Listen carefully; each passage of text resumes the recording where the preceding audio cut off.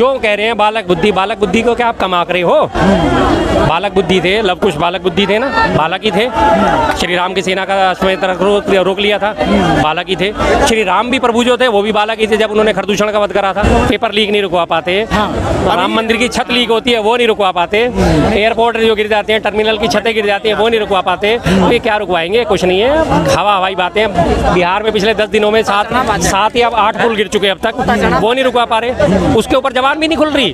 और जब एक पश्चिम बंगाल में पुल ढहा था इलेक्शन से पहले तो एक्ट ऑफ गॉड नहीं है, एक्ट ऑफ फ्रॉड है। अब उसी एक्ट ऑफ गॉड और एक्ट ऑफ फ्रॉड की बातें अब आपको याद नहीं आ रही जब बिहार में पुल धड़ाधड़ गिर रहे हैं। झूठे आदमी है, झूठी सत्ता चला रहे हैं, झूठ का सामना करते हैं। सुबह वो बात करते जनता के बीच में जाके मुझे धर्म के नाम पे वोट दो, मुझे शिव जी के नाम पे वोट दो, मुझे श्री राम के नाम पे वोट दो, तो मैं उनको बात को कैसा ही ठहराता। अगर वो सदन में अपने आराध्य की फोटो लेके आगे तो उन्होंने क्या गलत करा?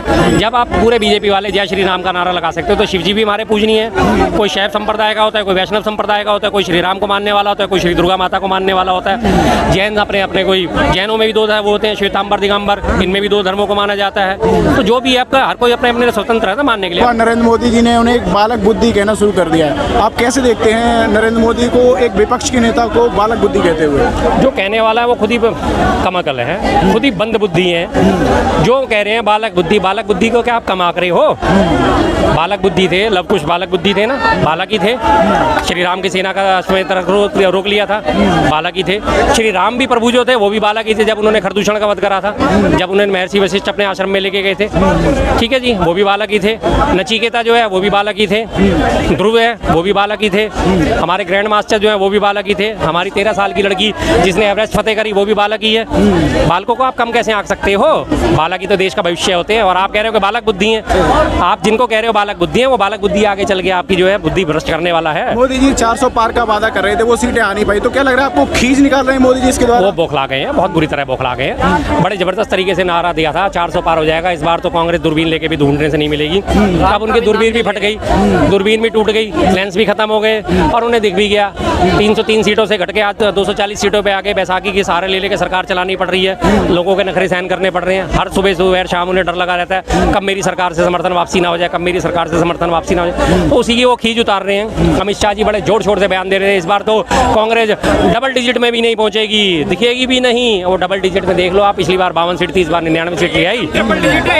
हाँ जी, वो भी हो जाएगी पूरी जल्दी, कोई दिक्कत नहीं है उसमें भी। मोदी जी इसका भी मजाक उड़ाया, जैसे आपने कहा 99 सीटें आई हैं, तो मोदी जी कह रहे हैं वो 99 नंबर लेके आए हैं लेकिन वो 100 में से नहीं है, बड़े खुश हो रहे हैं 543 में से। बिल्कुल जी, 543 तो आपके 240 भी तो 543 में से, या आपके लिए अलग से 750 सीटों का हिसाब किताब रखा गया था। आप ही कौन सा बहुमत लेके आ गए इस बार?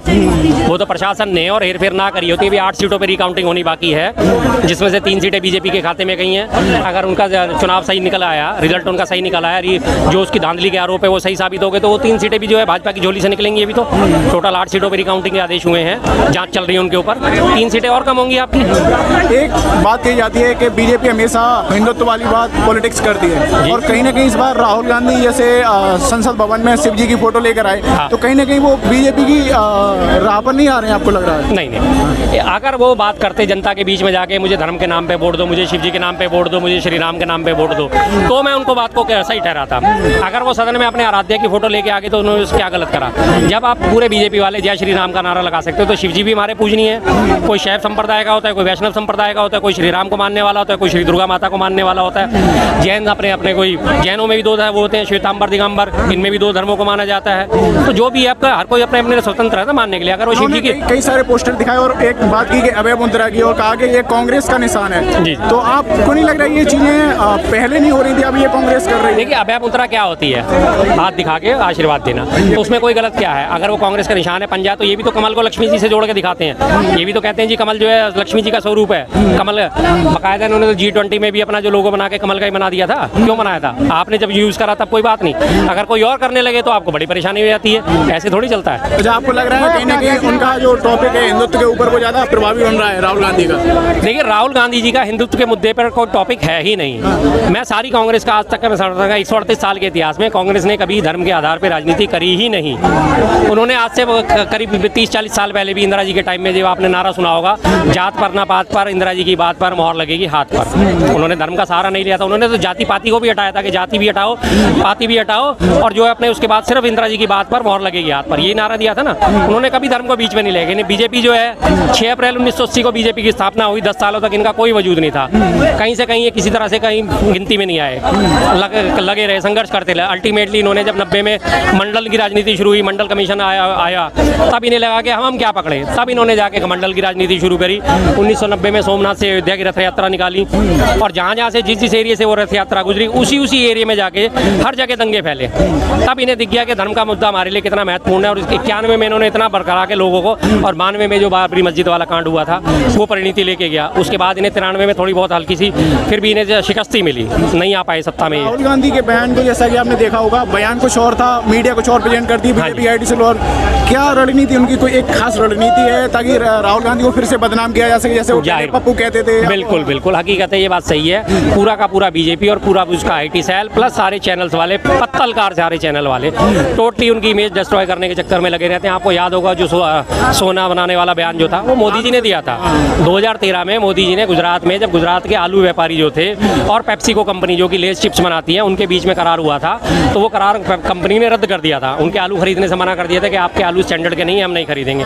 उससे उनको बहुत नुकसान हो रहा था। तब जाके मोदी जी ने आलू व्यापारियों को संबोधित करते हुए कहा था कि चिंता मत करो, मैं तुम्हारे लिए ऐसी मशीन बनाऊंगा, इधर से आलू डालोगे उधर से सोना निकलेगा, जिसको 1 या 1.5 साल बाद राहुल गांधी जी ने कोट करा। लेकिन बीजेपी आईटी सेल ने सारा का सारा उन्हें चला के दिखा दिया कि ये तो राहुल गांधी जी देखो ऐसे ऐसे कहते हैं। तो वही चीज़ अब आज सामने आ रही है। लगातार उन्हें बताया जाता है कि इनकी बातों में दम नहीं होता, गलत बात कहते हैं, और उनकी एक भी बात में आज तक गलत नहीं उतरी। हर चीज़ उनकी खरी उतरती है, चाहे वो किसी भी चीज़ की भविष्यवाणी ले लो, चाहे वो नोटबंदी के बारे में उन्होंने बोला हो, चाहे वो कोविड के बारे में उन्होंने बोला हो, चाहे वो सीमा की रक्षा के बारे में बोला हो, राहुल गांधी जी एक बात पे खरे उतरते हैं। ओम बिरला जी को उन्होंने एक क्वेश्चन किया था कि जब आप हमसे हाथ मिलाने आए तो स्टेट होके हाथ मिलाए, मोदी जी के आप सामने झुक गए। हाँ। तो आप उस चीज़ को कैसे देखते हैं? कहीं ना कहीं ओम बिरला जी को एक न्यूट्रल अब होना चाहिए जब वो सभापति बन गए हैं। बिल्कुल बिल्कुल, हमारा जो भारत का संविधान है, संविधान के प्रोटोकॉल के हिसाब से सबसे सर्वोच्च स्थान जो है वो राष्ट्रपति का है, दूसरा नंबर उपराष्ट्रपति का, तीसरा नंबर लोकसभा अध्यक्ष का आता है प्रोटोकॉल के हिसाब से। तो लोकसभा अध्यक्ष जो है वो प्रधानमंत्री से ऊपर है प्रोटोकॉल के हिसाब से।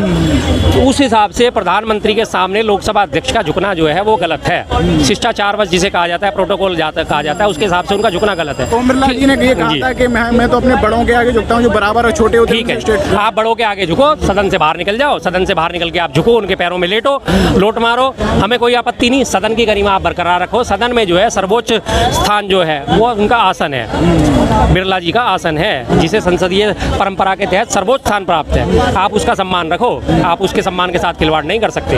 राहुल गांधी जब भाषण दे रहे थे, आपने सुना होगा कि किस तरीके से अमित शाह जी हमें कह रहे थे हमें संरक्षित कीजिए। उनके बयानों से काफी नाराज हो गए थे वो, जो हिंदू धर्म को लेकर, और जो जिस तरीके की प्रक्रिया उस दौरान हो रही थी। नरेंद्र मोदी ने भाषण दिया तो विपक्ष अचानक से कई सारे भाषण दे रहा था। तो आपको क्या लग रहा है इस बार जो विपक्ष आया है, जो सीटें आई हैं, आगे भी अच्छी तरीके से बहस देखने को मिलेगी? बहुत जबरदस्त पहले दिन से उन्होंने धुआं उड़ा रखा है, जिसे कहते हैं आम बोलचाल की भाषा में कि धुआं उड़ा दिया, गर्दा उड़ा दिया।